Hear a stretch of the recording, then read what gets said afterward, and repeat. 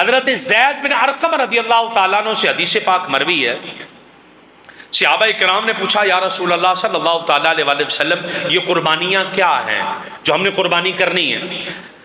آقا علیہ السلام نے ارشاد فرمایا سنت ابیکم ابراہیم علیہ السلام، قالوا فما لنا فیہا یا رسول اللہ، قال بکل شعرۃ حسنۃ، قالوا فالصوف یا رسول اللہ صلی اللہ تعالیٰ علیہ وآلہ وسلم، قال بکل شعرۃ من الصوف حسنہ۔ صحابہ کرام نے پوچھا حضور قربانی کیا ہے؟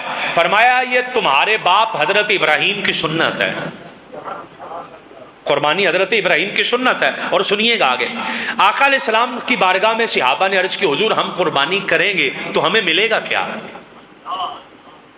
اس کا اجر کیا ہے، اس کا ثواب کیا ہے؟ تو آقا علیہ السلام نے ارشاد فرمایا تمہیں قربانی کے ہر ایک بال کے بدلے اللہ نیکی عطا فرمائے گا۔